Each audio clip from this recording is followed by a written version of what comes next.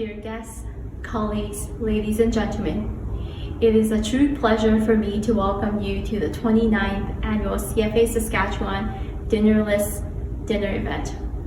My name is Juliana Wong, and I'm the president of the CFA Society Saskatchewan. And thank you to the Mackenzie Art Gallery for allowing to stream from here today. The CFA Society Saskatchewan has adapted as everyone else and gone virtual. And we are continuing to look for new ways to reach and engage our members and community. Our MC for this evening is Casa Marigos, and we're excited to feature Howard Shear, CEO of Hitachi Canada, as well as Dean Reeve and Robin Woodward, energy and utility experts, as our speakers. We would like to take this opportunity to thank our sponsor for the generous support. The title sponsor is Adena Capital. Silver sponsor is Mackenzie Investments. Bronze sponsorships are CIBC Mellon, Chartered Professional Accountants Saskatchewan, PFM Capital, Triasima Portfolio Management, Shear Willett Associates, and Connor Clark and Financial Group. The CFA Institute is a global not-for-profit professional organization that provides investment professionals with finance education. The CFA Society Saskatchewan is one of over 160 local chapters of CFA Institute with around 200 members in the province. Our mission is to serve and advocate for our members by promoting the highest standards of ethics, education, and professional excellence. Our community engagement include advocacy work with putting investor first and women in finance, as well as educational outreach programs to high school and university students. The CFA Society Saskatchewan's Board of Directors would like to congratulate our new charter holders. The commitment required in order to earn your charter is indicative of each candidate's dedication toward ethics, integrity, and the betterment of the financial industry. The hours invested in the study of the CFA program alongside the required financial industry experience pair for a valuable and broad body of knowledge that charter holders can boost. They are Carmen Andrusik, Junyi Chin, Simon Hauser, Spencer Jensen, Mariah Leach, Tyler Pastuch, Nick Hill Partel, Shay Schwartz, and Lee Wayne Tsang. I would also like to say thank you to our executive administrator and our CFA board members for their continued commitment to the values and missions of the society. Our team is looking for new ways to engage the broader financial community in addition to improving our public awareness with new technology and tools. As always, we are looking for volunteers. I would now like to turn this over to my fellow board member, co-lead of our Dinnerless dinner event, who is very interested in this afternoon's topic. You may know him as former Boston Bruins number 11 and now cybersecurity group member Mark Ward. Thank you, Juliana, and thank you to the attendees for your participation in today's Saskatchewan CFA annual event. My name is Nevin Markward, and I'm especially excited about today's program. Our vision for this event is, during these times of social isolation and business dislocation, to produce a virtual event focused on how Saskatchewan wins, just like Tesla. In today's presentations, your takeaways will include an inventory of opportunities made right here in Saskatchewan to transform our provincial economy and prosper in the age of reduced carbon emissions. Yes, I said prosper. The content and insight of today's presentations are intended to increase both your and our provincial government's awareness that we have the means to prosper in society's reduced carbon output economy. All we need is the plan and the confidence to execute it. So sit back with your notepads and do your part to socialize and execute on the ideas presented during today's program. I'm also especially proud and thankful to announce that each speaker in today's program has graciously donated their respective speaking fees for the benefit of the Hospitals of Regina Foundation. This cause is near and dear to my family, and I'm sure it is to your family as well. My daughter's grandfather passed away 15 years ago at the Wascana Rehab Hospital on 23rd Avenue in Regina. And my family saw firsthand the skill and empathy the doctors, nurses, and staff delivered to the hospital's residents.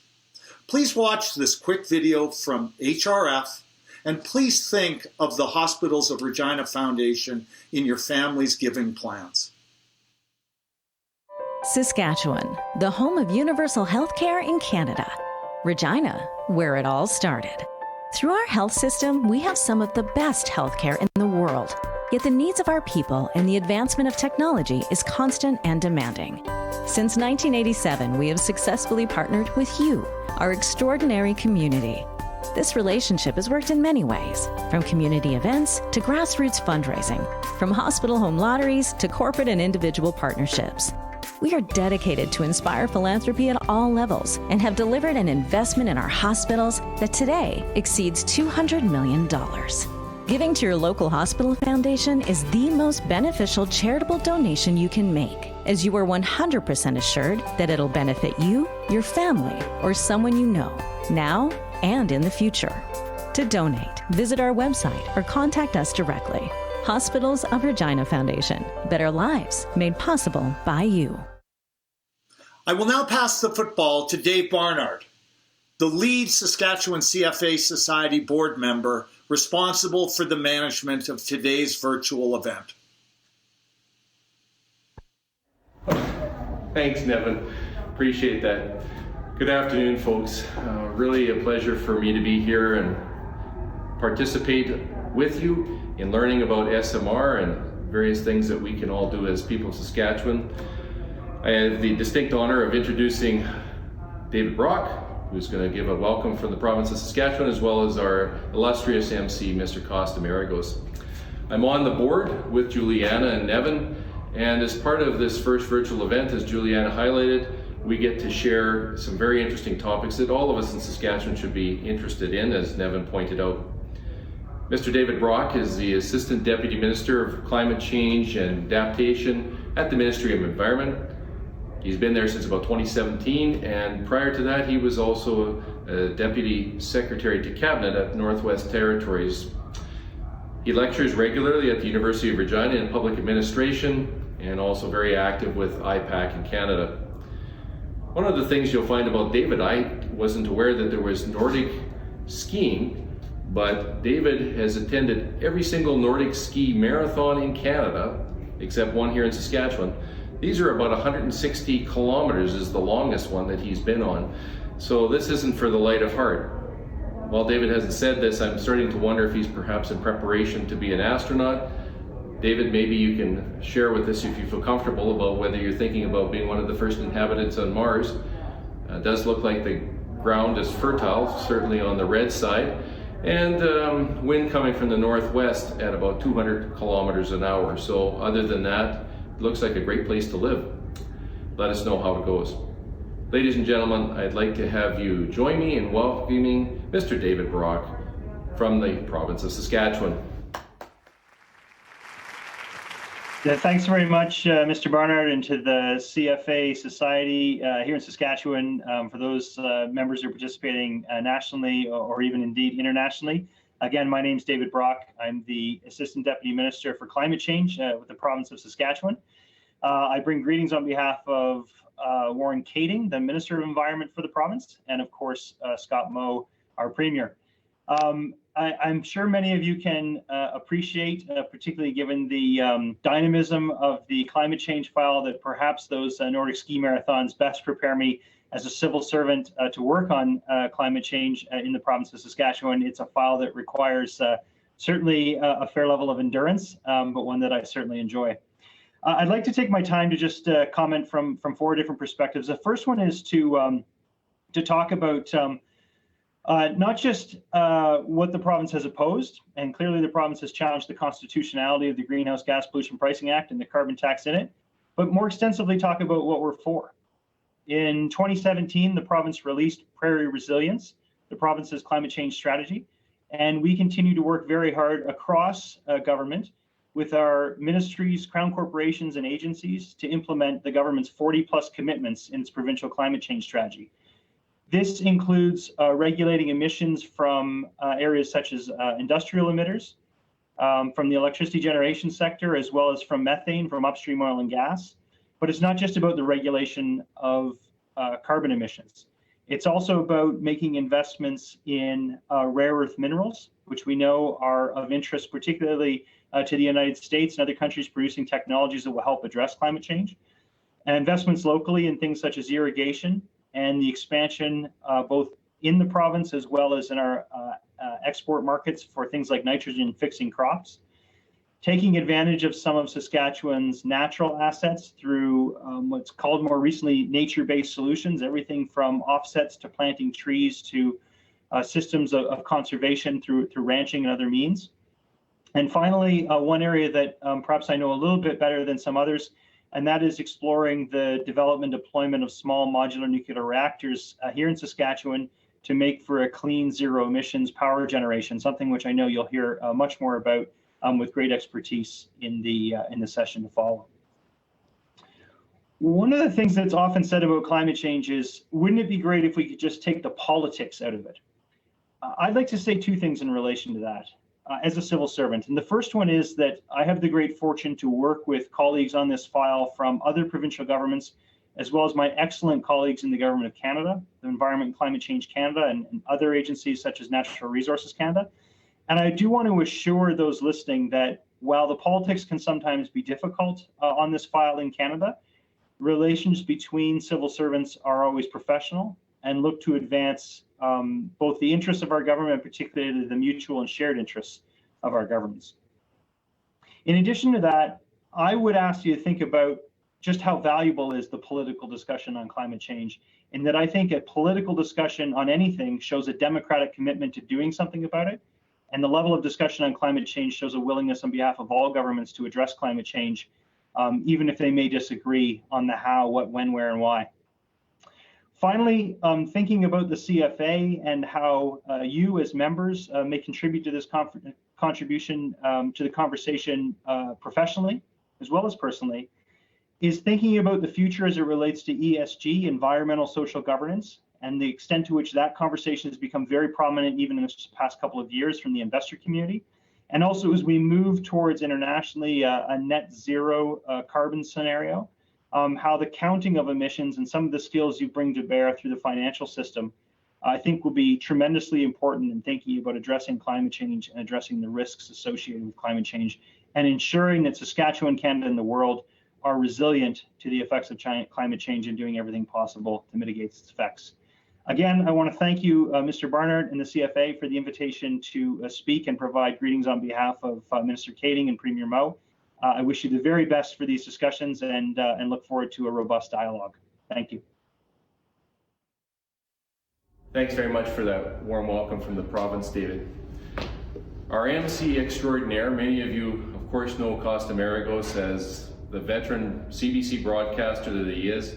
I've had the pleasure of knowing Costa over the years personally, since our kids were very involved in football. At that time, they were all ankle biters. While Costa's a prairie guy, he loves being around the ocean. And you may wonder why that is. He sails in the ocean, he looks forward to returning back to sailing with his friends around the Mediterranean. I'm going to date myself here, but if you remember way back, there used to be a Canadian show called The Beachcombers. Anybody remember that one? There was Nick Adonatus, Jesse, Relic, and of course, Molly from Molly's Reach. That's Gibson, British Columbia. No surprise that that's where Costa grew up from, and perhaps where he's acquired his love for being around water. He's also, after his retirement from CBC, worked in communication for the University of Regina, and now has gone on to his own live streaming called In Real Time with Costa Maragos, where he interviews various celebrities and people, really interest stories around the province. If you haven't checked it out, I'd encourage you to do so. Costa is a generous contributor and volunteer to the community. I see him at every Greek Pavilion Mosaic event that there is, except for this past one. He's generous with his time. He's a genuine friend, And I would like to welcome Costa here and thank him for agreeing to be part of our MC for this first virtual event. Please help me in joining my friend and your friend, Costa Marigos. David, thank you very much for that wonderful introduction. It's good to see you again. I am pleased to be your MC here today. Thanks to the CFA Society of Saskatchewan for this wonderful invitation. I want to thank those of you watching from wherever you are for supporting this event here today with your attendance. I appreciate the work that the organizers have put in here, all the volunteer time they've put into making sure this is a success.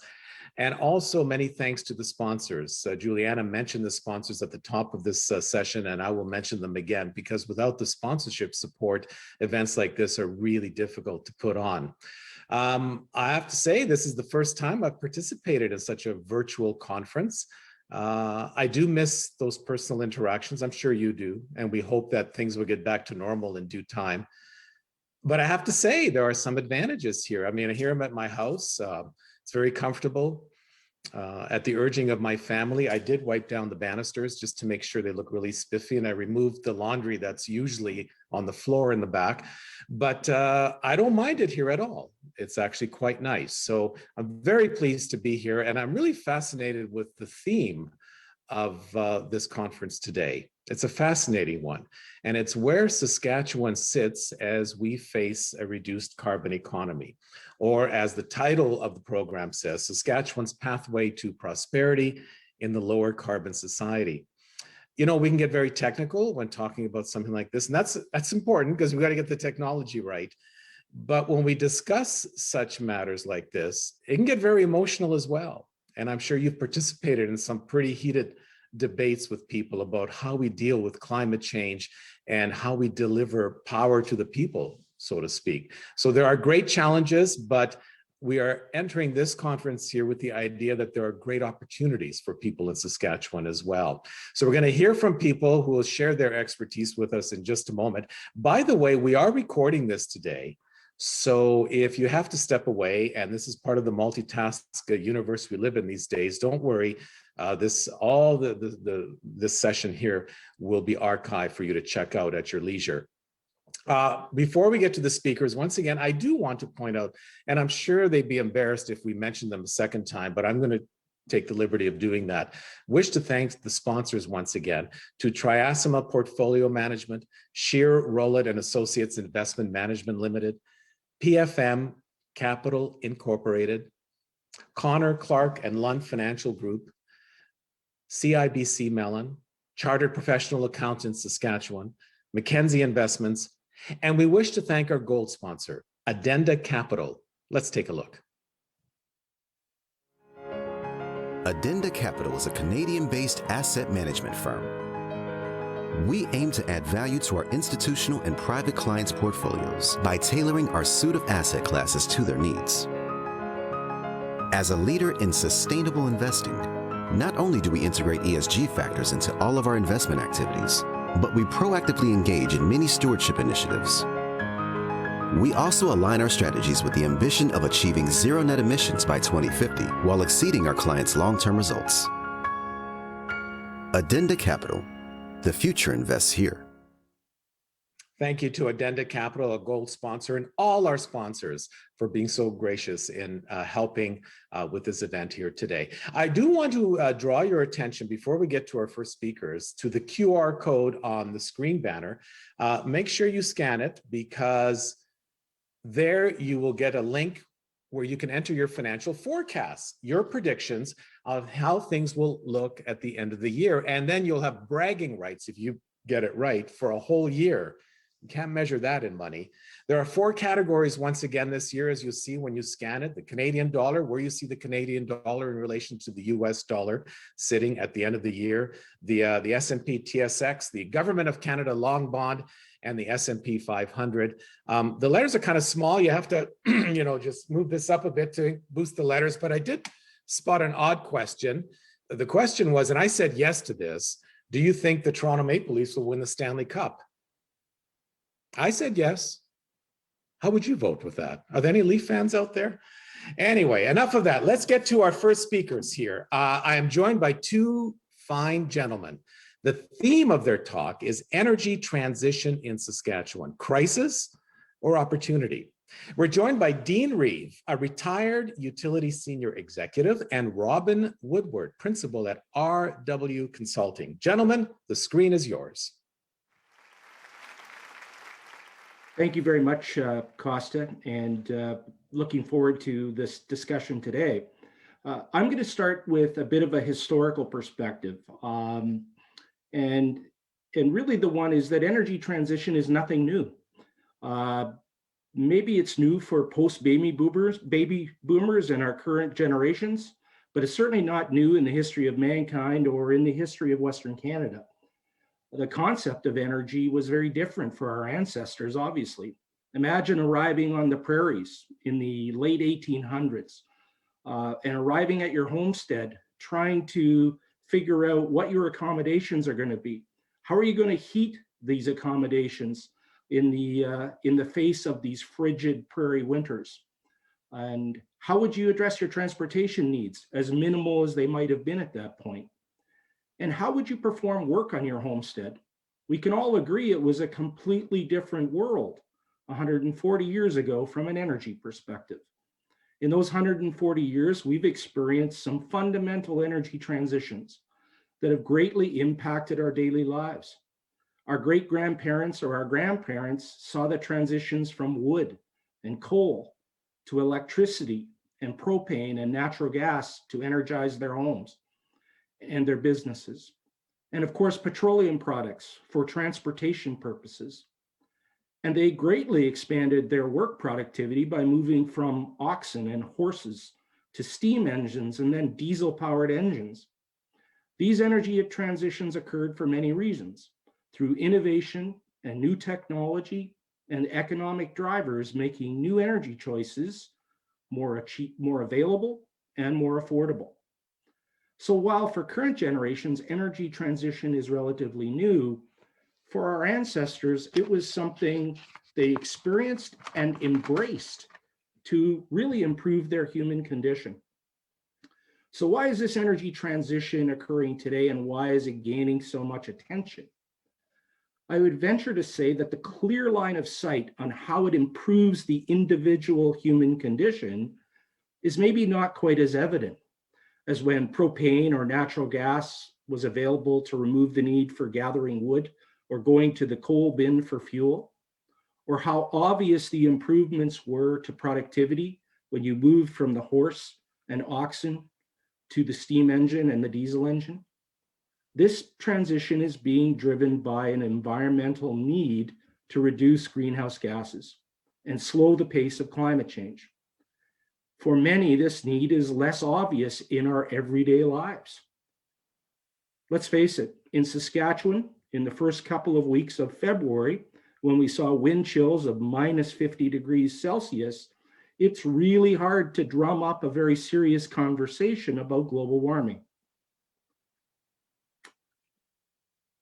So the consequences of this energy transition have many wondering, in our province especially, how will this improve my daily condition? How will it maybe not deteriorate my near-term human condition and my economic prospects?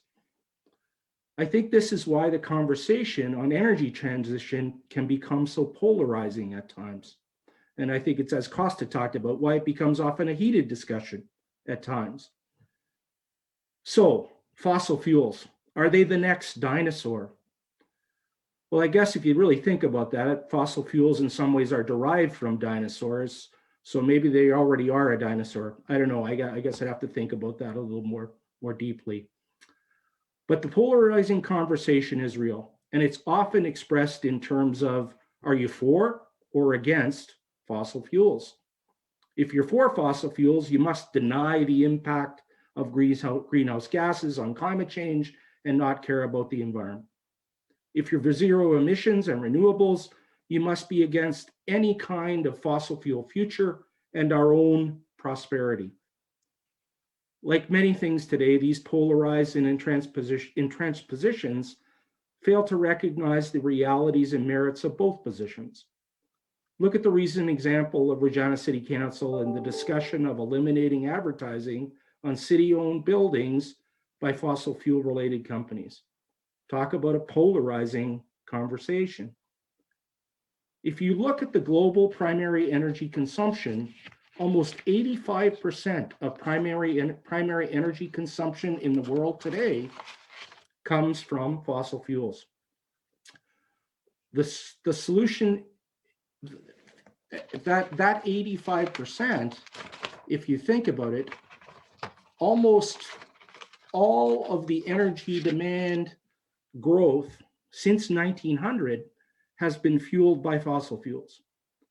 Today, hydro, solar, wind make up about 10% of the energy consumed in the world. So folks, I don't see this as an either or conversation.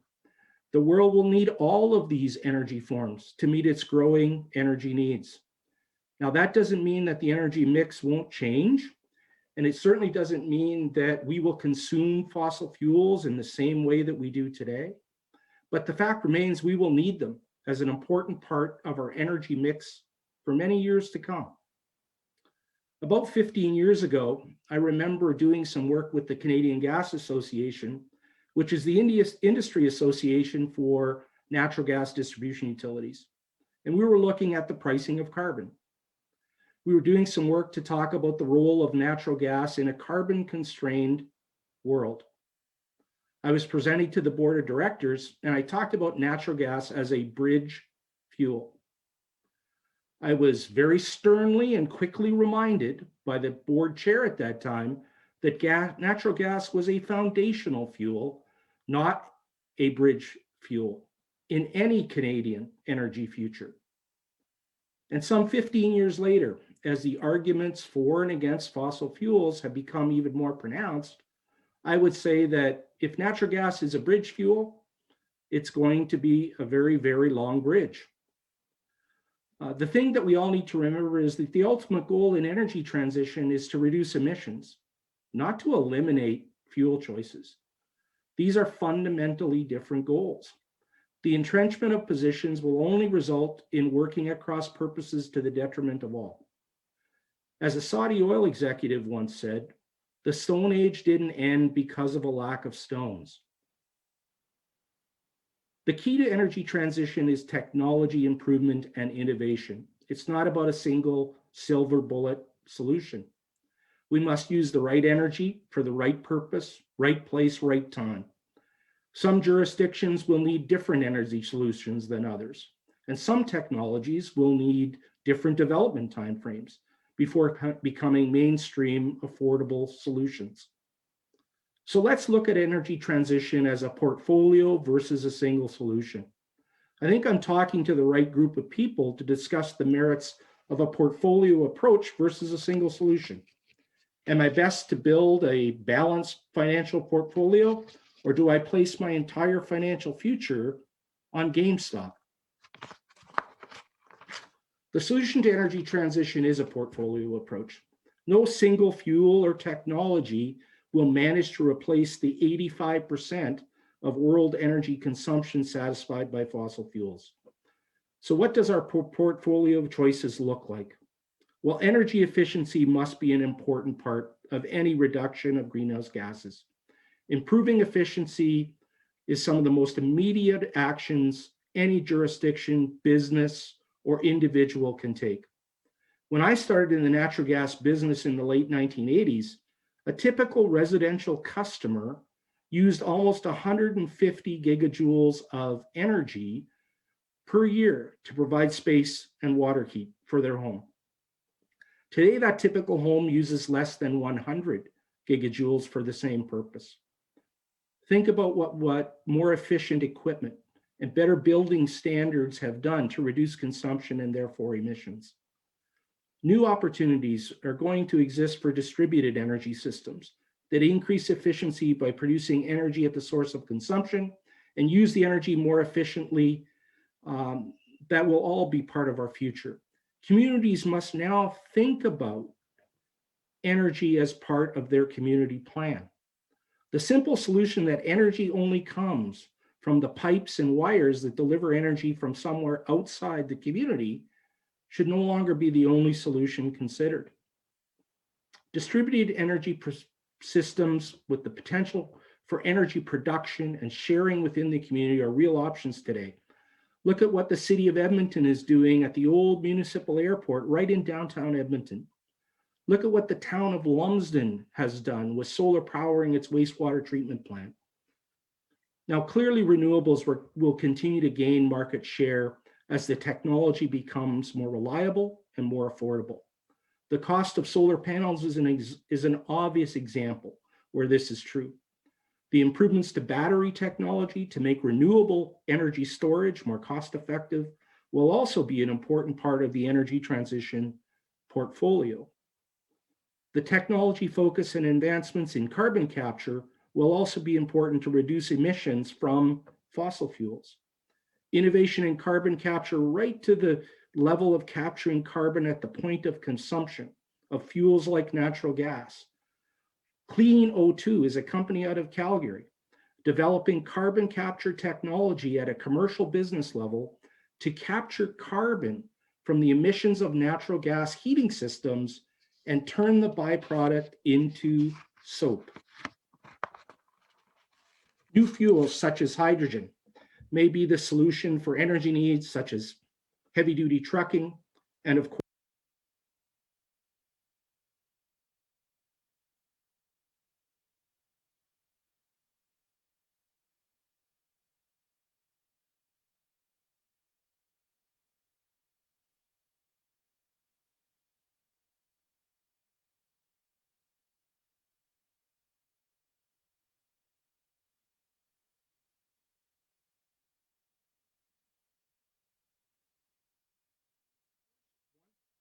fueled homes are being built in England and California.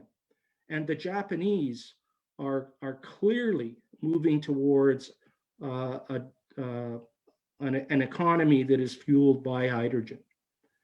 In Saskatchewan, you're going to hear more about it in a few minutes, but the potential for small modular nuclear reactors forming part of our electrical generation mix in a low carbon economy seems to hold such significant promise for a province like Saskatchewan.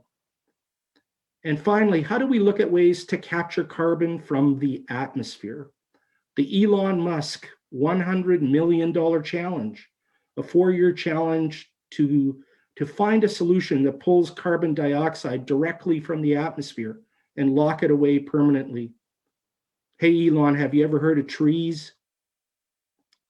But seriously, we are going to talk about the potential for growing trees when a carbon is priced at the levels the federal government is imposing.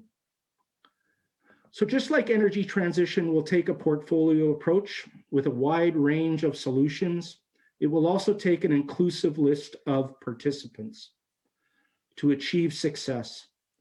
Industry, energy producers, agriculture, communities, individuals, and governments at all levels must avoid the trap of polarizing positions and must seek opportunities in this new energy dynamic.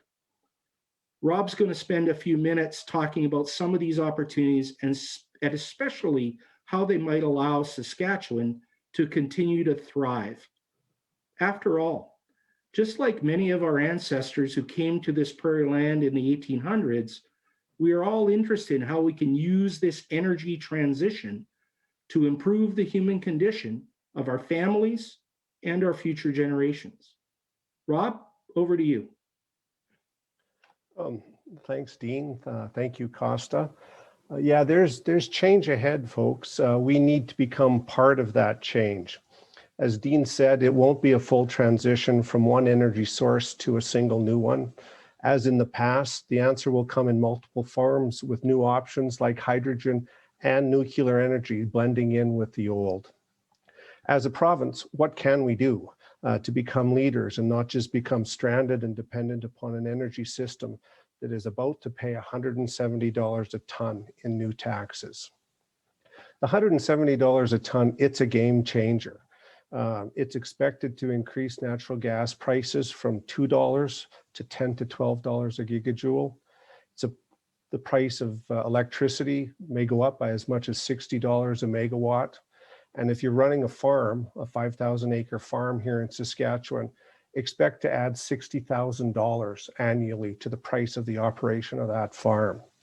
Spend a moment and think about what that means to your farm or your community or your personal expenses. And while you're doing it, thank your lucky stars you're not in Texas, where that price of natural gas went to over $1,000 a gigajoule during the recent winter storms that they had. These increases will happen at the same time that there's dramatic price reductions in solar and wind infrastructure. They're expected to decline in price between 40 and 70% between now and 2030. Battery storage is expected to go down by as much as 80% over that same timeline. In business and planning terms, that's fast. This province is good at adopting new tech. Anyone remember doing a Zoom call 3 years ago? Probably didn't do too many of them then. We need to adopt that same approach to fast adaptation and adoption of new technology here. So what is it exactly that we can do? We need to build a different kind of energy future that starts to offset the cost increases and start to invest in what may soon be more cost efficient and carbon responsive tools. First step is to build a plan. Create a complementary energy system or security around your energy needs that fit your needs, your profile. The good news here is that both levels of government have money to do this. The federal government has put about $2 billion worth of programs to support the transition. Tap into that money. Advise your clients to look hard at the federal programs and the provincial programs that are there that are available to help support the transition. Just yesterday, Ralph Goodale had an op-ed piece in the Leader Post that talked about the opportunity in Saskatchewan and signaling federal attention and support to this province and to the ag sector in particular. Federal funding does exist to help farms and industry make the change. The Federation of Canadian Municipalities is one door to go through to look at to find funding to start. Saskatoon and Lumsden are good examples. As Dean mentioned, that the folks in Lumsden have got funding and have established a solar farm to support their wastewater treatment plant. By upping our game and attracting more federal funding to this province, we can help reduce the pain of the transition to come. Second is spread your risk. Invest in that distributed energy or own source energy profile that may help you and help your community. As a community, rethink how the power, that's the electricity and the heat, rethink how that's going to be used or could be used and how it could be priced locally. Lumsden has their solar plant to run its wastewater system. The Cowessess First Nation has put in a solar and a wind farm just southeast of Regina and are looking to grow. Sask Power has invested huge into wind farms all across southern Saskatchewan. And White City is looking at an integrated approach to heat and power its new recreational complex and town center. Things are happening, and a lot of the examination that we're suggesting need to take place on a much broader level. There's good example out there right now. For larger farms, a wind or solar project can offer multiple benefits. Payback periods are getting shorter. Own source power can heat and power a shop, help a farm dry its grain, and support new business ventures. For a community, look at the excess power and look at the power that you would be producing that could be branded as green to help grow your community and grow your business. When you create your own power or heat systems, you'll probably produce power or energy at times when you don't need it. Figure out how to use this new asset in a way that benefits the community. Either sell that excess power back to the grid or do something locally with it. Your call based upon the price that you're going to be able to negotiate with Sask Power. As communities, position green energy as a business attraction tool. Today, global investment is focused on green and renewables. Companies like Raquette They're now building a $600 million pea processing plant in Portage la Prairie. They've integrated green energy and green investment thinking into their development strategy. For farms, new tech is coming that will help them offset their current high costs and their current high CO2 emissions. Designing an on-farm system to be expandable as things like on-farm fertilizer production, drying technology, and battery storage improves makes good sense to look at. If you put yourselves out there 8 to 10 years when the $170 carbon tax is fully in force, what tech is there now that could be looked at hard to bring to town, and what new tech is there that could be looked at on a venture basis that could prove viable? Today, biodiesel is viable. It's a viable fuel source. Canola, and to our south, corn is producing lots of biodiesel. Grain ethanol is being marketed, and cellulose ethanol, making ethanol from straw, wood waste, or municipal solid waste, is being commercialized. What else is coming? Well, there's lots of stuff. First are more options for fuel and fertilizer production. This means a community or a farm could produce hydrogen and anhydrous ammonia locally. As Dean said, there'll be room for lots of tech, and the plan you prepare can help you define for you what's best. ATCO's developing that blended hydrogen natural gas system right now in Alberta for deployment into the natural gas system. A company called Atmonia is developing on-farm nitrogen fertilizer production that's green. Imagine making your own fertilizer on your own farm to your own specs using your own power. Today, fertilizer companies produce about 1.5 tons of carbon for every ton of nitrogen fertilizer that's produced. You do the math on the cost impact that this is going to that the carbon priced world is going to have on fertilizer production. That technology, the ammonia tech, is being examined right now for scale up with potential for farm fertilizer and fuel use. There's lots more like that out there. And don't forget batteries. Tesla isn't the only company out there working on batteries as an answer to how do you store power today for use at different times or different periods when you will need it most, or you will need it in a different form, like in your car. One of the things that has got good potential is designing a system to keep the money that's going to be generated through the tax actually here in Saskatchewan. Right now, a lot of the tax that's being defined is going to send money to Ottawa. Why not keep it here? Design a carbon trading system. It's been done through other jurisdictions, so there's models out there. So deliver a program or a traded system where businesses could have the choice of paying the tax or buying the Saskatchewan validated carbon credit. Yesterday, Minister Goodale talked about carbon credits being issued for actions where CO2 is withdrawn from the air and sequestered into soil or into trees. In Saskatchewan, trees sequester a lot of carbon, upwards of 10 tons per acre per year. So if you're interested in $1,700 per acre per year off of some of that land that is getting harder to farm because we've got larger and larger equipment, growing carbon may make sense for you. A 5,000 acre farm, plant 50 acres of trees, you could gross $80,000 a year, more than offsetting what the APAS cost metrics say is that $62,000 tax burden that's going to come into play by 2030. Yeah, plant a tree and grow carbon. Think of the tree as another crop that's integrated into a farm's overall rotation plans. Not sure about you, but sitting on my porch watching an acre of land deliver $1,700 per acre per year, just watching a tree grow isn't a bad thing.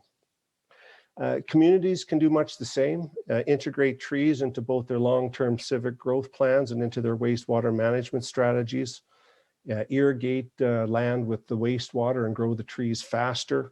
It manages and addresses a lot of the challenges with wastewater, water table, nutrient flow, and it also delivers a carbon sequestered answer. Happening now in several Canadian cities and being looked at here. So by creating carbon credits in Saskatchewan, we'd be able to create our own circular economy Farmers could grow and generate credits. Communities could establish green energy systems that offset taxed energy sources. And businesses big and small could access these credits probably at rates well below the tax burden level that's to come. Dean started with the discussion by describing a portfolio approach to new energy systems for Saskatchewan.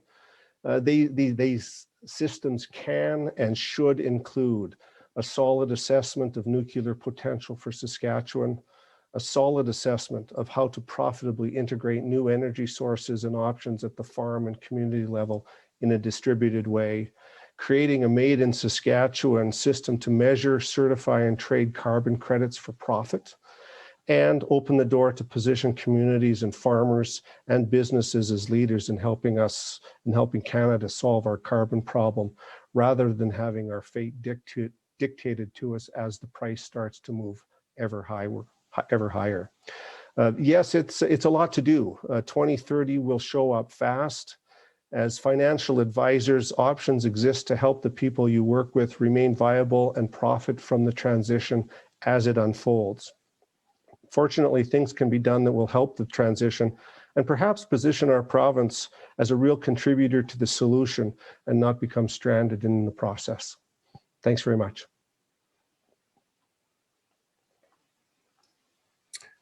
Robin, thank you so much for that excellent presentation. Dean, thank you as well. I have a lot of questions from what you've just presented, which we'll get to the Q&A. And the reason I say this, not being flippant, but you know, when you mention all these various potential of energy sources and communities dabbling into these things, who's the expert around? Who do you consult with? And I do want to follow up on that because it can be really confusing for a lot of people on which route to go, right? So anyway, that's just one part I want to ask to both of you after we hear from our next speaker.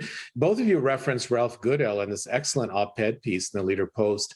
By the way, Ralph Goodell, longtime Liberal member of Parliament in Regina, is joined us as well. So he's watching us, just so you know. So hi, Ralph, from all of us here. And thank you to all of you who have joined us here today for this session.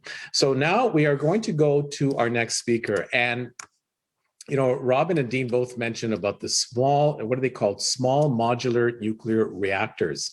And the potential that they promise. There's a great promise as a source of energy in Saskatchewan.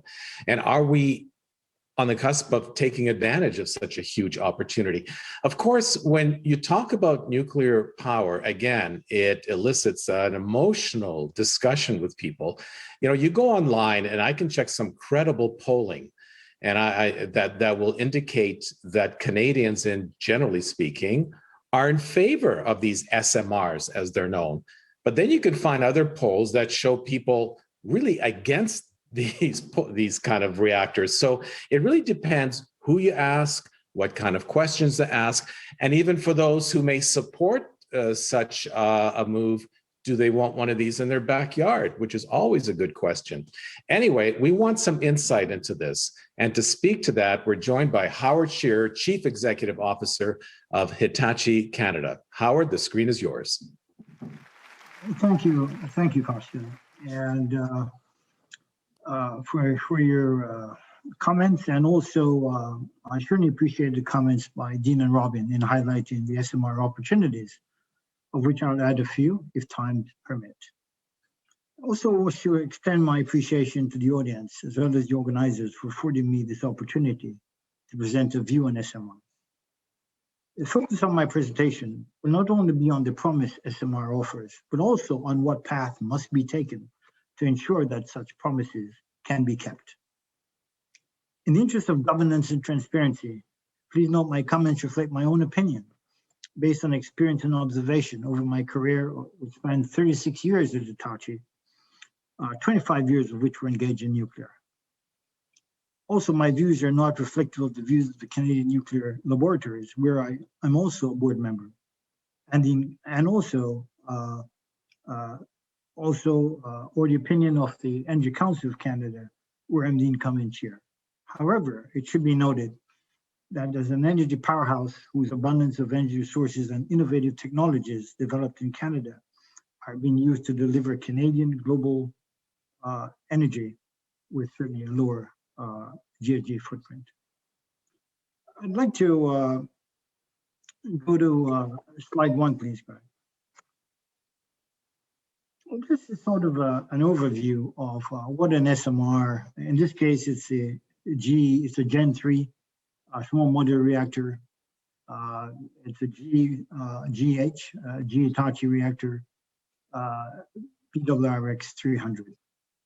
Very compact, very small, roughly 300 megawatts, but this is a grid reactor. And I just thought I would give a overview of it just by the photo, because we will get into the meat and potatoes of the SMR advantages, etc. So, but at least you have a picture in your mind. This is a Gen 3. And it's fair to understand that certainly Saskatchewan has engaged, as we know, with two very X-energy here and also terrestrial, which are Gen 4 reactors, I might add, and also very good in the stable of SMR reaction. But this is a Gen 3. Lose that slide, please. Continuing, I now wish to invite you on a journey with me to see the possibilities SMR offer to Saskatchewan. But more importantly, what path must be taken to ensure that such possibilities become promises that can be kept. A promise made and a promise kept are very important. Slide number 2, please, Greg. So I thought it's very, very interesting to present the journey we will take.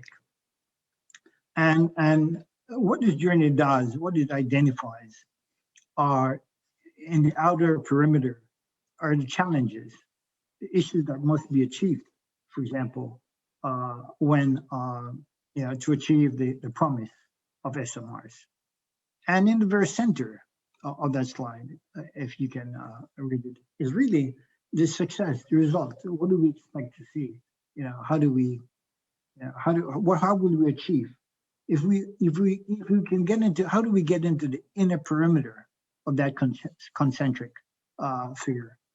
I think it's very important. So at first, I'd like to just remind you that there are approximately 150 SMR designs, project in development worldwide. Over 100 responses to the Canadian Nuclear Laboratories roadmap of expression of interest was received.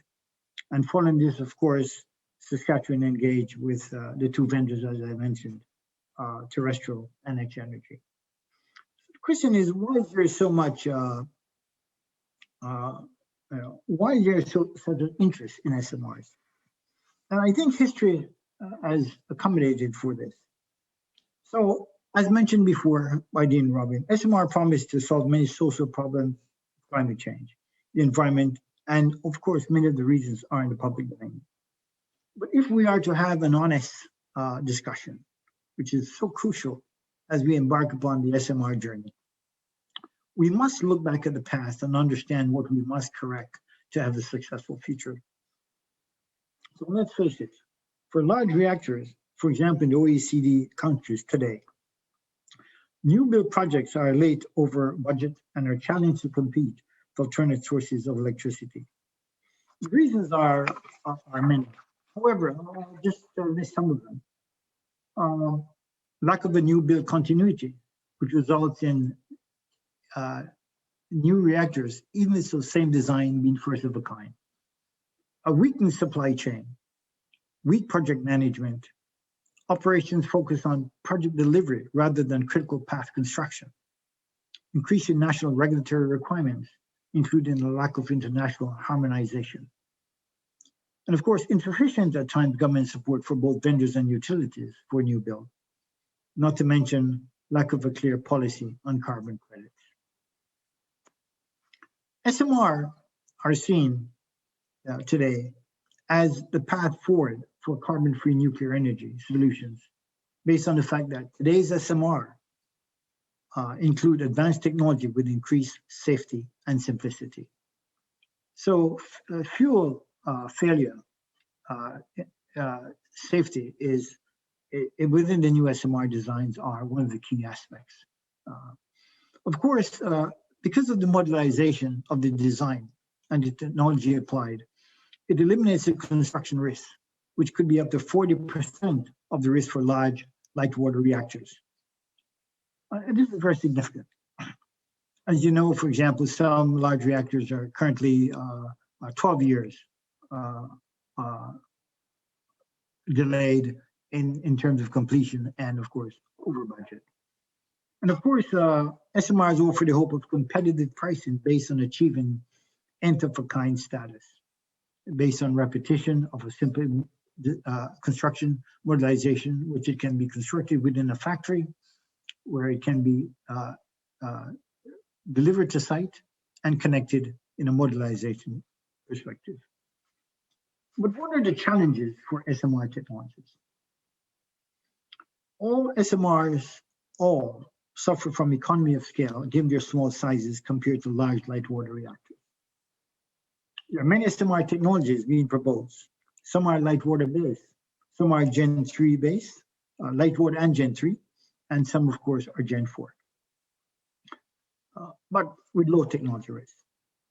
Others are advanced technologies, as we mentioned, like the Gen 4, with inherent increased safety, but must be licensed, where regulations are now only developing, leading to schedule uncertainty.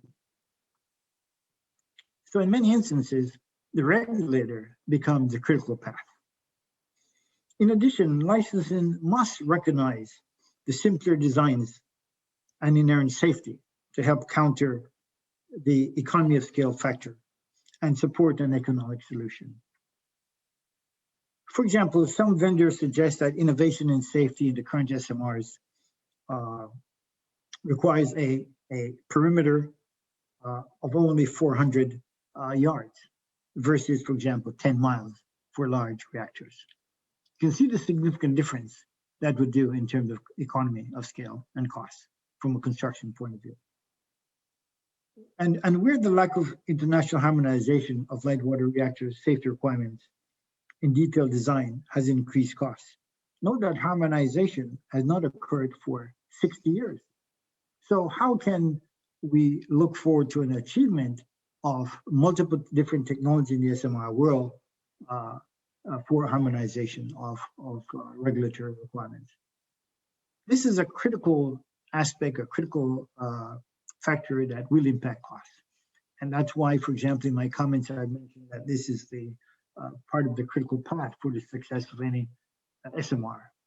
And you can understand the challenge, because if you're after an export market, if the hope is to, for example, utilize Saskatchewan as a manufacturing base for SMR, and then such an SMR must face different regulatory requirements as it goes globally, then you can understand the change in design will not enable one to get to the nth of a kind cost advantage.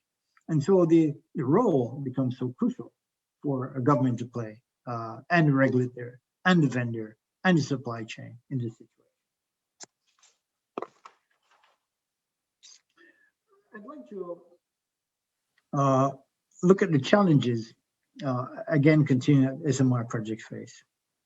So project experience in current new build projects must be addressed for success in the SMR project. These include, for example, fair risk sharing between the utility and the supplier, sound and fair contracting based on reward for performance, not liquidated damages, which tend to increase pricing. Financing from vendor country could be critical with export credits for build, own, operate, or build, own, transfer, as we said, boo or bought. Government and vendor regulators must collaborate now. Practical licensing, as we mentioned, to reduce costs and not increase them without sacrificing safety.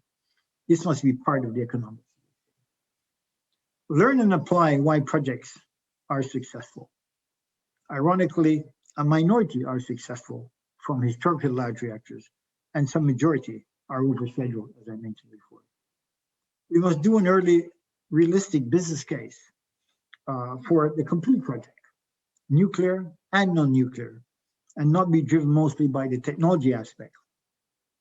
Note, for example, in a recent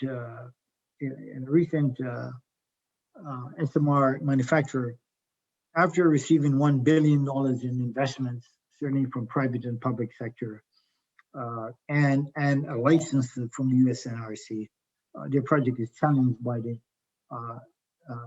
LUIC, which is the levelized unit cost of electricity. So these are things to learn in terms of how we try to rationalize and standardize the whole licensing process, the manufacturing process. So what recommendations would we relay to our Saskatchewan? It's ironic. I just make a couple of comments. Hitachi came to Saskatchewan in 1970, and we, in terms of a coal plant, and we transitioned to a gas plant. Also, we built gas plants, we built a coal plant. We had a factory, of course, in Saskatchewan. And now we're discussing SMRs. And I thought it's just the evolution, as mentioned by Dean, change is always on the way. And that's where we are today. But in terms of recommendation for Saskatchewan and for potential customers, and it applies to all customers at large, social license must be the priority. Indigenous engagement must be initiated at the very beginning of the program. This is so important. And even more critical as the concept of economic reconciliation takes place.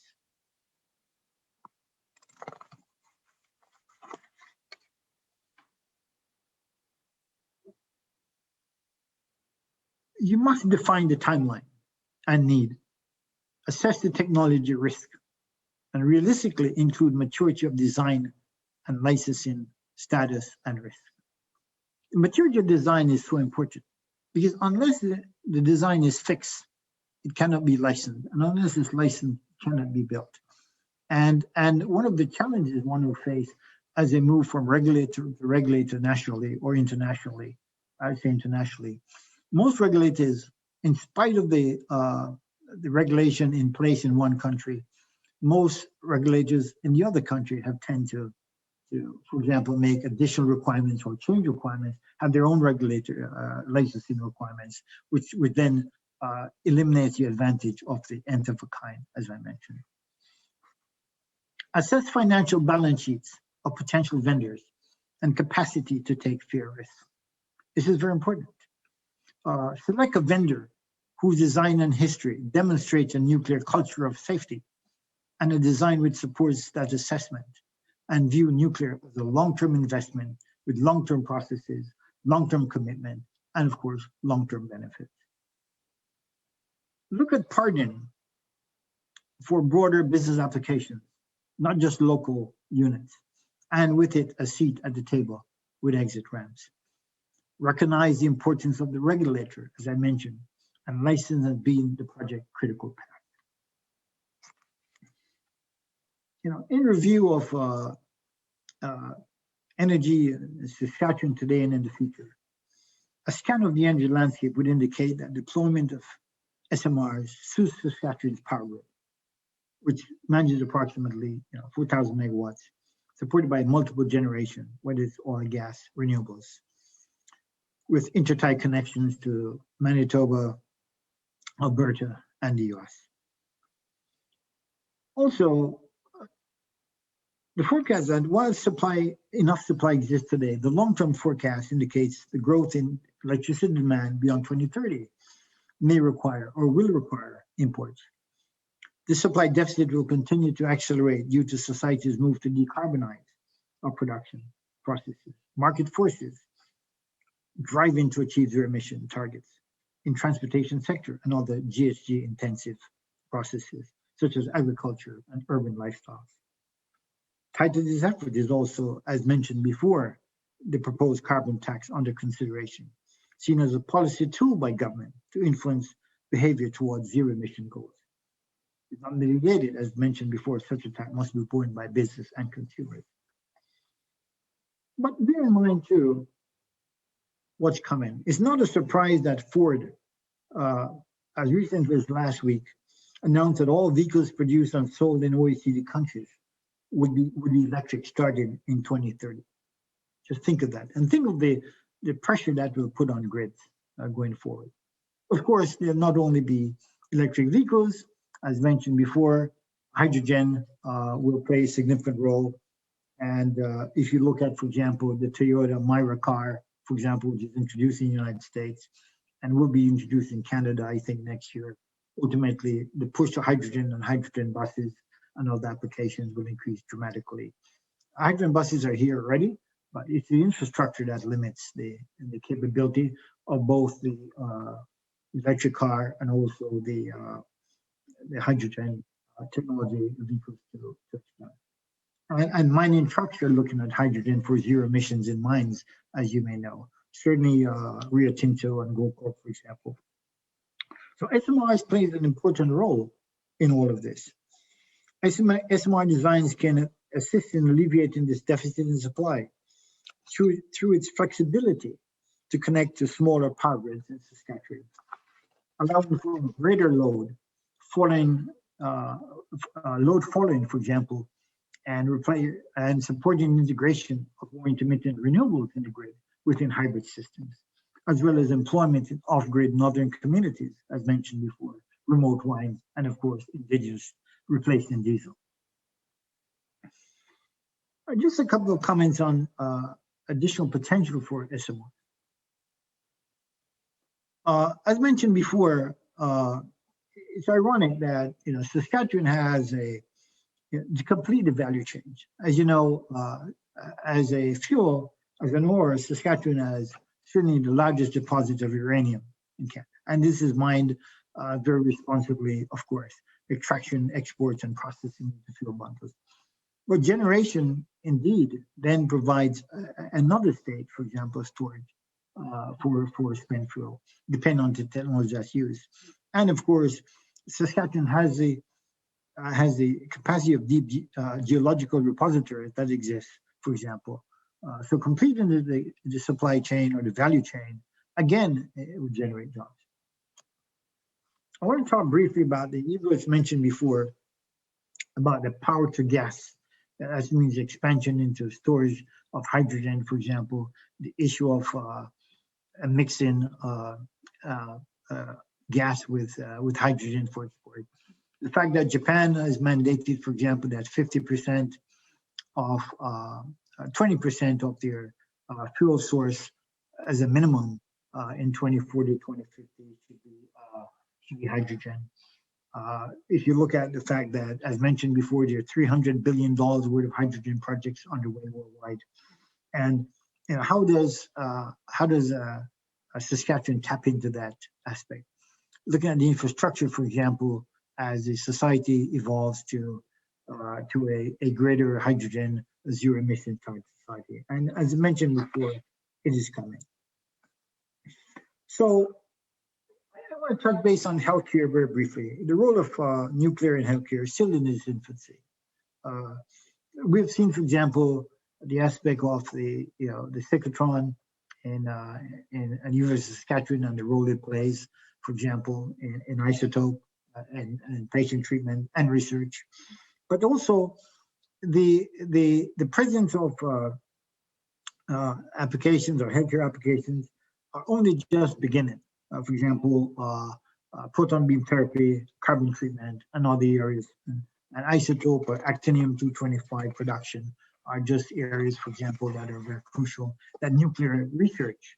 So it's the deployment of a SMR also, I think expands the nuclear research, the R&D aspect of Saskatchewan, and it would bring together, under the umbrella of nuclear, a value proposition that is socially so significant to contributing not only to electricity, not only decarbonization, but also to healthcare, and more important to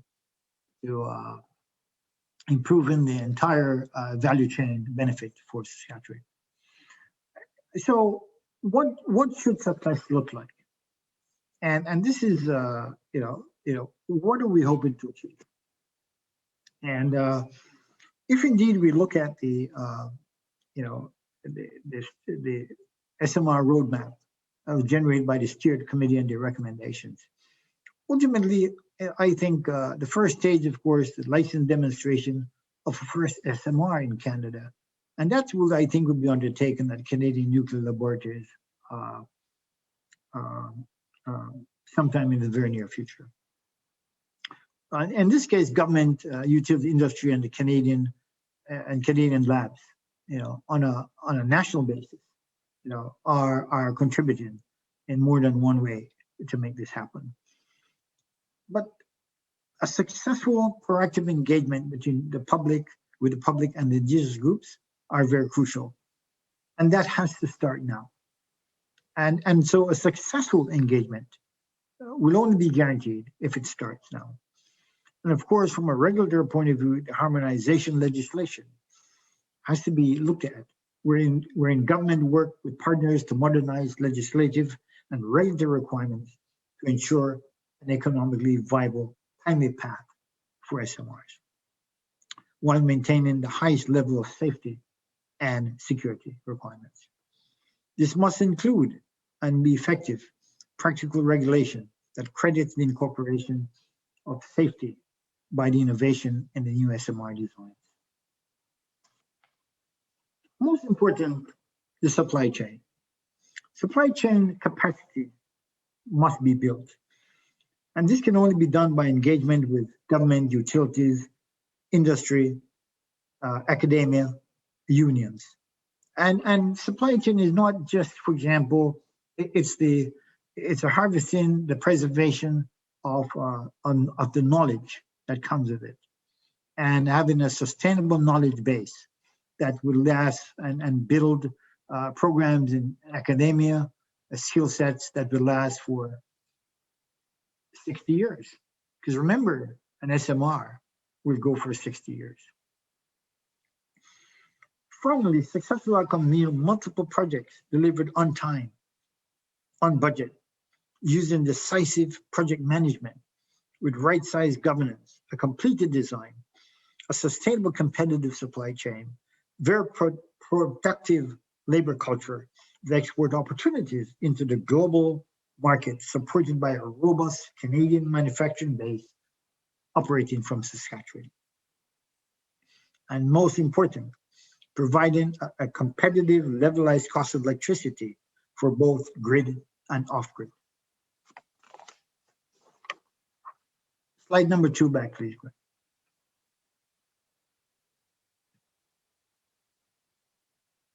So here we are. This is where we started, right? We started the outer perimeter. And we're now zeroing in on the bullseye. What does successful mean? What's the success mean? And here we go. If we look at the center, if we look at the very center of our, figure now, it's providing a cost-effective nuclear power, right? Low carbon footprint. It's imprinting, for example, a SMR, a product that has improved technologies of a simple design, utilizing modularization to reduce costs, a short project delivery, and offering the promise of revitalizing the nuclear energy for electricity and for HU production and for decarbonization of society. The role of nuclear regulation then has become a part of this revitalization with practical that incorporate the lesson of history that enables ASMR to be built very cost effectively. And more important, our vendors would learn from what has worked in the international nuclear bill. That means effective project management and having design ready to construct. And just as important, risk sharing must be clearly spelled out on the basis of who is best able to take on a given risk with effective government participation. And in my closing comments, I will say that I'm very optimistic, very bullish that SMR will meet the challenge. I do believe that the nth of a kind cost factor will meet the challenge. For example, in these power grid reactor, they are projecting that their nth of the kind product will achieve 2,250 roughly combined cycle gas prices, for example, per kilowatt. That's significant in terms of being able to do that.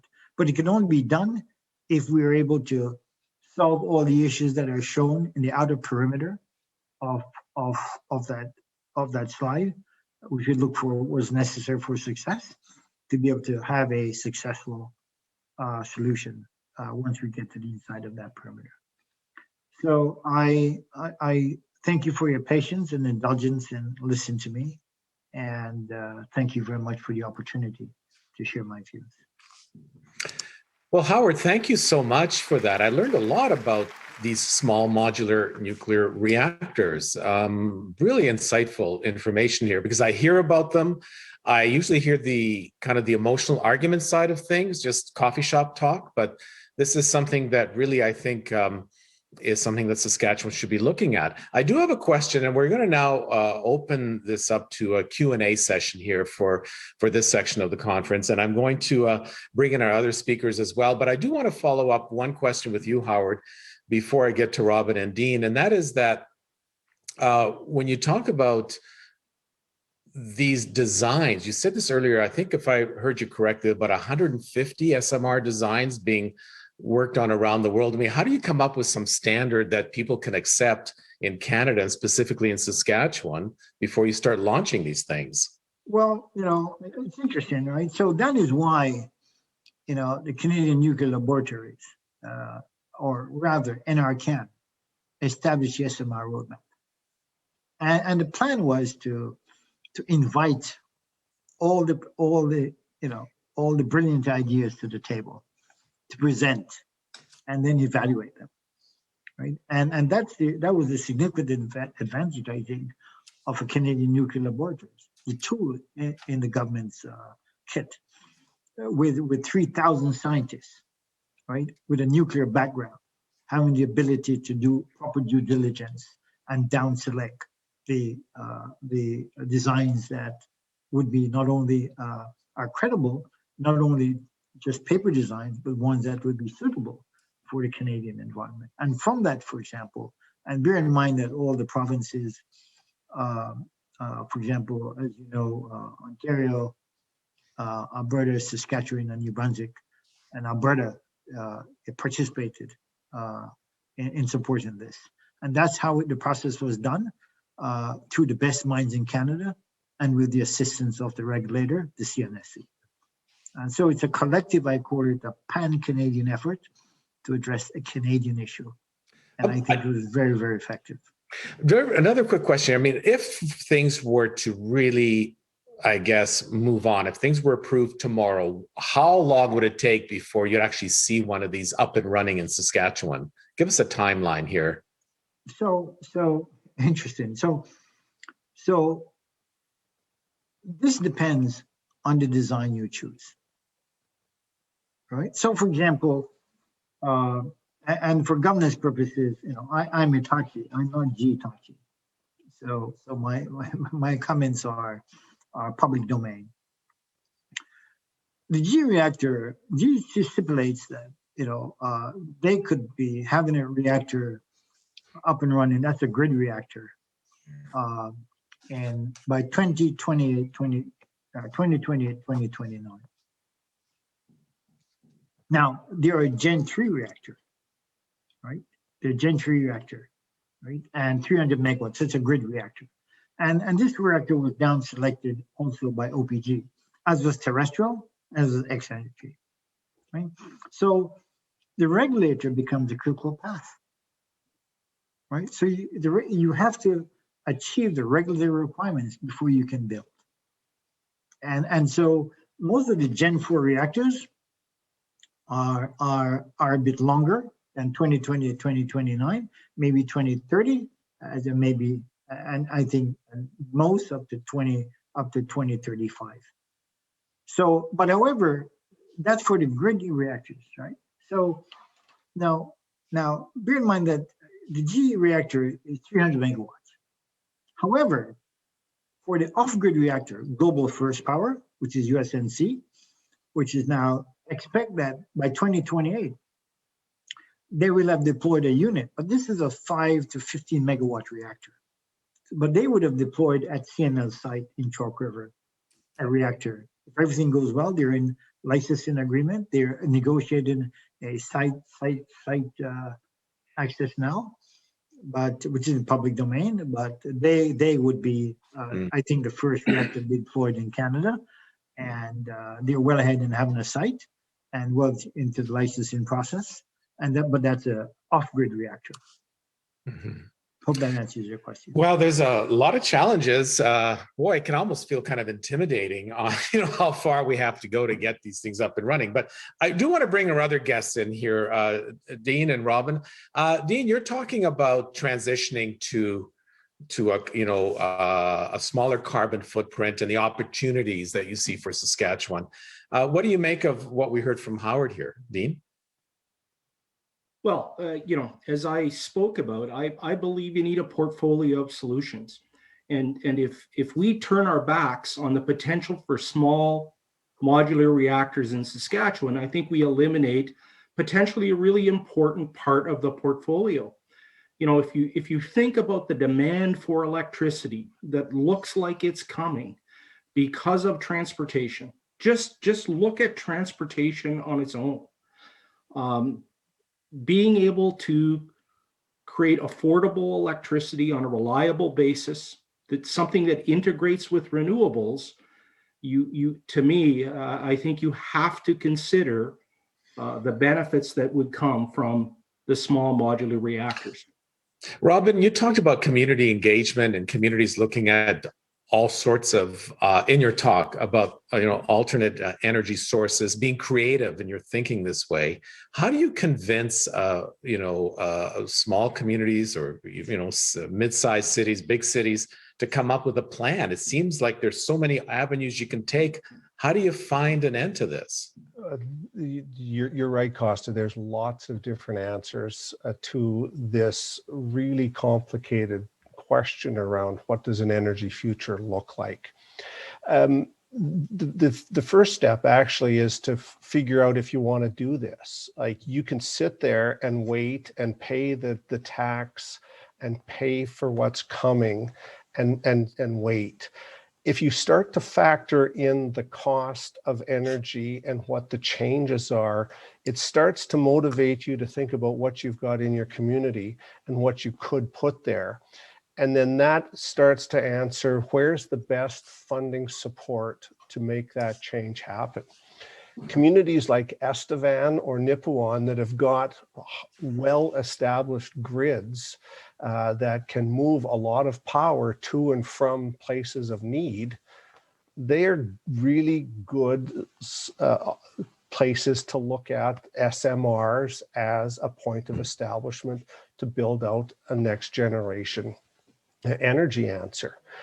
Other communities like Prince Albert or Meadow Lake, they've got access to cellulose and they've got access to forestry resources that could easily be turned into a different kind of energy. So it depends a lot on the geography, the existing infrastructure, and kind of what your community's interest and intent are. Regina and Saskatoon have both got their waste facilities that are big enough to answer to look at questions around methane and methane extraction, and they're doing it. It's not taking them into a concerted distributed energy answer. It's kind of a one-off, but it's a good one-off to start. But I'm wondering, this transition, what does this mean for the economy in Saskatchewan? Because I can wrap my head around an oil rig worker taking the oil out, goes into some transportation mode. Eventually it's delivered and I get power. I heat my home or drive my vehicle. And these are high paying jobs. These are not low paying jobs. They bring a lot of money to communities. We see the impact when oil is at $70 or $80 a barrel. But when we talk about these other energy sort of sources, and I don't know who can answer this, if we start during this transition period, how is that going to affect the economy here in Saskatchewan? Anyone have that answer? Well, I don't know if I have an answer, Costa, and I think that's the unsettling part about this energy transition. You know, I think in the past, the energy transition, it was really easy to see as an individual what that meant to my well-being and how I was going to improve my human condition, my economic condition. This transition is much more difficult to see that impact when you're looking at a Saskatchewan individual, an economy, or a community. But I can also say that ignoring the transition will be at our own peril over the long haul. You know, whether it's a federal carbon pricing regime, whether it's something else, the world is going to find a way to price carbon into goods and those kinds of things that we produce. And as such, we have to look for these opportunities, as painful as it is sometimes, to say, well, what does this transition mean today? Ignoring it is simply not an option. Howard, how do you feel about that? Yeah, so the first thing I look at, you know, right off the bat is the protection of our export market. Right, that we, for example, would be able to export the greenest type of energy ultimately. So as you can understand, the challenges of GHG reduction will play a role into how, from a social license point of view, our products are received globally. So the more we can do to reduce our GHG emissions here, the better it is for us. The second item is, I want to go to the remote communities, right? Where, for example, we know the price of diesel, the price of oil. And so the SMR offers an opportunity not only to reduce the carbon footprint, but stability and quality of life, for example, for northern communities, and efficiency in terms of the mines, for example, and the mining communities. So there are other intangible, benefits that happen. And in terms of, if we can develop an export market, obviously, with establishing a manufacturing base, it also helps. And, let's face it, with 2 billion people coming on this earth, year and year, at least over the next few years, as mentioned before, desire for fossil fuels will be significant. But we can do a lot to reduce the carbon footprint of that fossil fuel when we send it to international markets. Whether it's providing, for example, hydrogen in terms of power to gas, or mixing hydrogen with gas for export, for example, as being looked at, for example, in Alberta and places. So I believe it also sets Saskatchewan on also another path where technology in itself becomes another critical, a knowledge-based economy. It opens the opportunity for a knowledge-based economy to transform a culture, which is in transformation anyway, to where the world is going. That's just my comment. Oh, what do you think of the potential here of this export market, and also, I guess, kind of having an educated workforce in Saskatchewan that's geared to this transition to other energy sources? What do you think of the potential of that? I think there's a good potential. The key becomes the harmonization, right, of regulatory requirements, and I think that will have to occur. But I'll give you an example. For Saskatchewan, if you look at the off-grid requirements as put out by the government in our Can's own document, there are about over 100 requirements for SMRs off-grid in Canada. So even the domestic market will be excellent. And then there's the developing world. Because remember, these are things you could build and ship and connect. It's not construction on site. So I think there's an advantage in capitalizing on this opportunity. My point being, eyes wide open. You know, we must understand the different steps that we must do right, right, to be able to make sure the design is mature, develop the proper supply chain, have the knowledge base. These are all things that, with your academic institution, for example, and your experience, you know, we can learn what succeeded. We can learn what success meant in oil and gas, and transfer that to this in terms of projects. I want to follow up another question, but I do want to remind you watching at home or wherever you are today, thank you very much for being a part of this here today. We did mention off the top of our session here, Juliana mentioned it right at the beginning here, that the speakers have donated their fees to the Hospitals of Regina Foundation. So we thank you so much for your generosity. And we do encourage you at home to also make a donation to match the generosity of these fine speakers. I've also donated mine, although when they said, where do you want your fees to go? I said, I'm getting paid? What? Nobody ever, I never get paid for this stuff because I never want to, because this is all about being part of this great community here in Saskatchewan. So we are supporting the Hospitals of Regina Foundation. It does great work. And by the way, I hope you bought the lottery ticket that's being for sale now for the home lottery. But leave that aside. Thank you very much for your generosity for the speakers, and of course, you watching on this broadcast here. Robin, I want to bring you in on this, because how do you know what is the right technology to go with that would benefit a community from an economic and an environmental point of view? You don't. You need to put your plan together that profiles what you've got right now relative to what you think is going to be your future. What I mean by that is, if you are geographically located in that forest area, you'll end up with a different answer than you would be if you're a large community like Regina or Saskatoon with a different asset base. Mm-hmm. What you have to do is you have to start the discussion within your community using the funds that are available nationally to actually generate that answer that you're seeking, Costa. There is a green answer that can take on lots of different forms. There's lots of people in the province that are working on this. There's a distributed energy association that can help provide advice on this. But at the end, if what you want is to move some of your production away from traditional energy to something that is going to offset, that's a different kind of answer than it is if you want to generate heat and power and do something with it, rather than doing something on just the electricity or battery or storage. There's lots of different things, and the communities themselves can drive out what the answers are. And it also depends on kind of what start point you're at.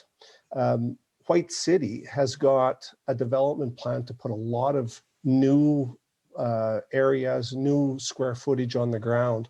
That delivers to them a different kind of opportunity, because they can do a lot of forward planning on how you best use the heat, because you can co-locate all of the infrastructure. Communities that are established with established downtowns, it's a bigger challenge. There's been a mention of the carbon tax. If you want an argument and a good heated discussion, we can talk about that. But I think it's worthy of bringing up here. Because I guess the question is, are there other solution? I mean, is an alternative to a carbon tax that should be looked at as we transition to other energy sources? What do you think, Dean? Well, carbon, the taxing of carbon is merely a way of trying to price carbon. And it's easy, it's fairly transparent. That's why it's chosen. But there are different mechanisms. There's cap and trade mechanisms that essentially provide caps on the amount of emissions an industry or business can have. And then they must go to a trading pool to either acquire things that would get them below the cap, or to sell into the market if they actually are net carbon below their cap, and they can benefit from that. There's no right answer. I think the fact is that tax in and of itself is a bit of a dirty word, and people don't like to see taxes go someplace and then not know what happens to those dollars and how do I benefit from those dollars.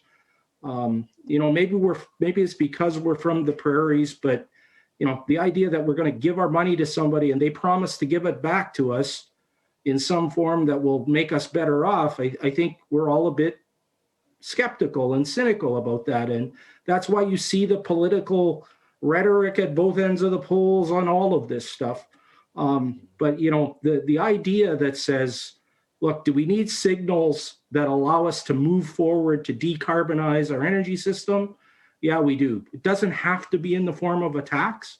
And that's why I kind of like a Saskatchewan solution where we could use our own dollars to fund our own projects and start to do some things that could maybe move us off of this gridlock that we seem to have.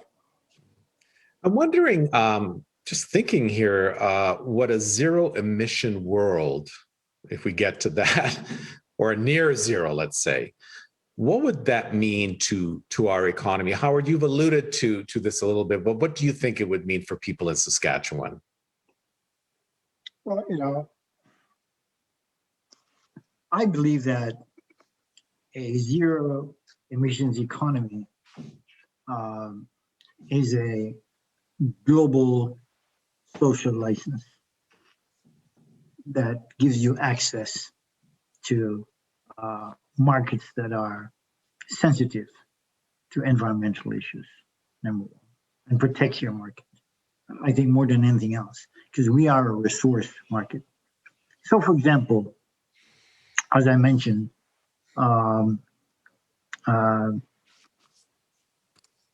trucking companies are looking at zero emission mining trucks, and also to zero emission mines per se, right? And because at the end of the day, they're having to sell their product globally in a world that, for example, has its own constraints on there's a price premium that or you will lose your market, or you'll be restricted in your market if you're not unable to meet certain issues. I think for Saskatchewan, it's not a matter of having zero emissions world, but being able to take advantage using this technology to tap into a global market that are, for example, receptive to a lower emissions value for products that are built and shipped from Saskatchewan. And of course, if it's zero emissions, of course, then from a healthcare point of view, the benefits are clear. And I do believe that it will increase different opportunities that are not visible right now for industry to participate in. Giving back agriculture, for example, in many ways, as mentioned. So that's just a few of my thoughts. There, I just unmuted myself. We have a few minutes left. We said we're going till 5, but I do have a couple more questions before we move on. Robin, I hear this argument a lot. Well, not a lot, but it's mentioned that we're only 1 million plus people in Saskatchewan. Heck, there are only 35 million people in Canada. So why all this effort? What's the point of it all if we're not really don't have much of a footprint to begin with in this world? Well, yeah, with 1 million people in an 8 billion, soon to be 9 billion person planet, our percentage of the population is small. So at the end, when we become carbon neutral, where we are emitting as much as we're absorbing or vice versa, we're not going to see a substantive change in the global question. But what we are going to see is an answer to the $170 tax and the way that we as Canada and that we as Saskatchewan are going to be able to survive in that world. Because in any scenario that you look at, with the United States and with Europe and all of the global players moving towards a carbon taxed economy. If we don't move with it, we won't be able to participate in it. There will be steps that these countries will be able to initiate to trade sanction or to do something when they are in a position that they are carbon neutral. For us, the global impact is going to be measured in terms of our ability to become carbon neutral and our ability to maintain an economic station in that globe. Dean, when you look at it, and you talked a little bit too about the small modular nuclear reactors, but I'm wondering, with these vast reserves we have in the far north, what appetite do you sense among Saskatchewan people that they're ready to move forward in something like this? Well, that's really puts me on the spot, doesn't it, Costa? Around what do I feel about the sentiment in Saskatchewan for this? I just look at it from a practical perspective that says, out of any jurisdiction, you look at a Saskatchewan and you say, especially when we've moved beyond these large grid-sized types of nuclear generating stations to a smaller footprint, it fits the Saskatchewan grid better. We produce the fuel. To me, if we ignore this opportunity, and given the length of time that it's going to take to seize the opportunity, it really does close an option for us that I think it's way too early to close that door. Robin, how do you feel about that? I think that Saskatchewan has a different moral responsibility to look at nuclear in a different way. We've looked at nuclear as a mining industry. We need to step back and take a look at this with a moral lens that says we should be doing more and we should be investing more into the full chain of custody for nuclear. And part of that means answering a fundamental question around when and how do you deliver a nuclear energy answer into Saskatchewan? I'm wondering, though, when you talk about opportunities, and let's get away from nuclear for a moment here, but when we talk about wind and solar and other alternate forms, everything points to tapping into government money, i.e. taxpayers, right? It's still taxpayers' money. So the question is, how long can we go tapping into that before it becomes unsustainable from a financial point of view? Actually, Costa, I would disagree somewhat with that. The pricing that we see for the solar and the wind technology, all of the trends are downward and substantially downward over the next 10 years. There's tech and product out there on the solar side that is new, there's no question, but they're saying that the cost of solar installations could decline by as much as 80% between now and 2030. When you start to see the mass production of higher efficiency solar panels, you don't need government subsidy to make that math works in the face of a $170 carbon tax. Well, we said we'd be finishing at 5 o'clock Saskatchewan time. It's about 4:45 right now. So it's time to wrap things up. But before we wrap things up, we want to do a little, I guess we can call it a call to action. Howard, I want to begin with you. What is the next step you think we should be taking in Saskatchewan to look at the possibility of getting these small nuclear reactors off the ground in this province? What do you think?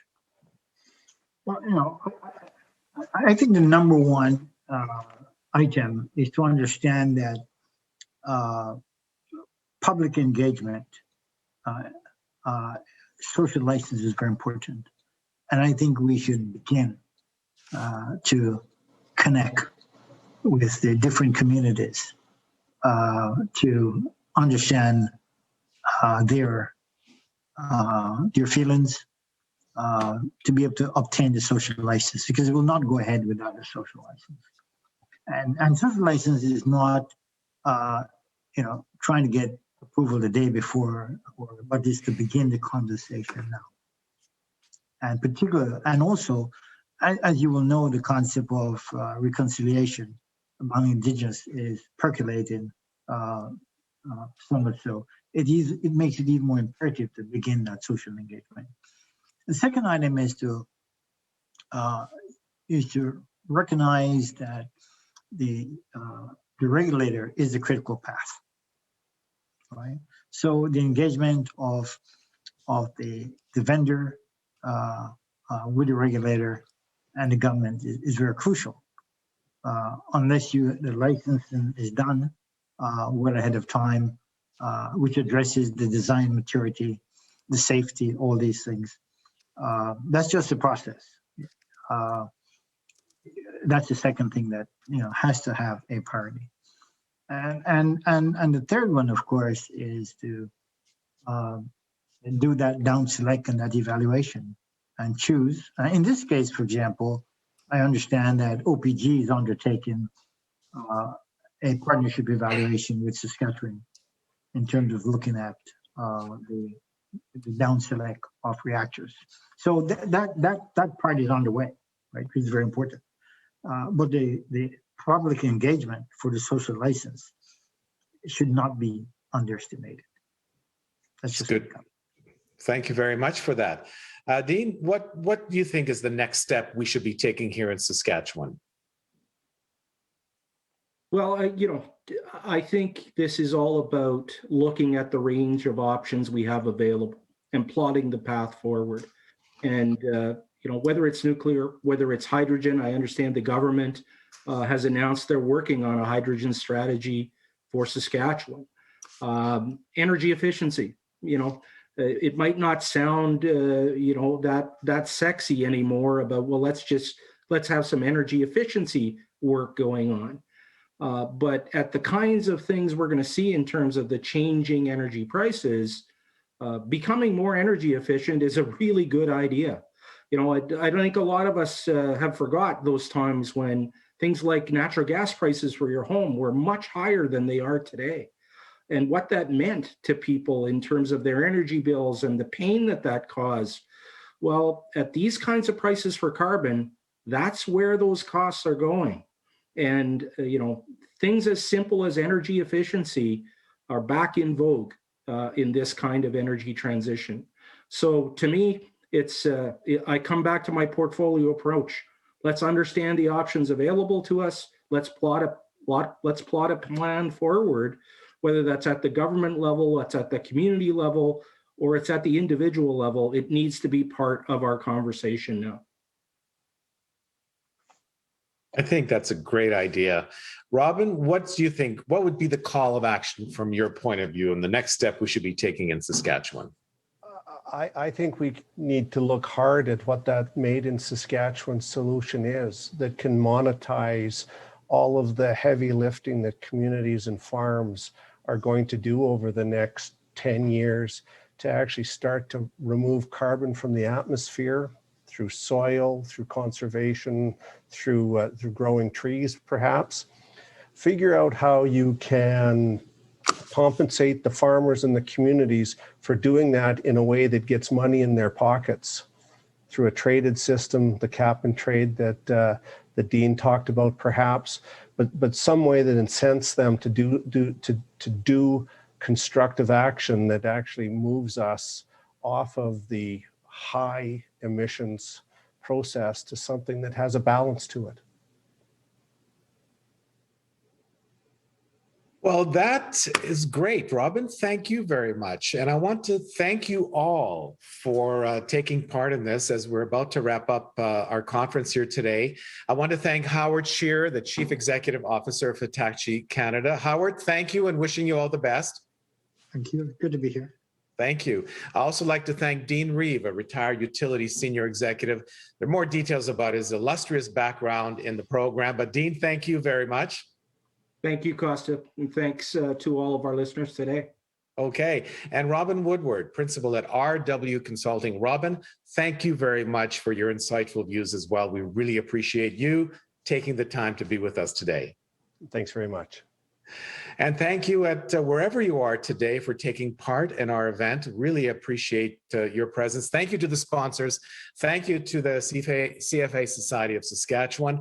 And thank you for attending. And don't forget to fill out those predictions. You can have bragging rights for a whole year, and you'll win a gift certificate to the keg if you're one of the winners. In the meantime, it's almost dinner time, isn't it, here in Saskatchewan? It's almost 5 o'clock. I'm Costa Marigas. Thank you very much for taking part, and we'll see you next time. Have a nice evening.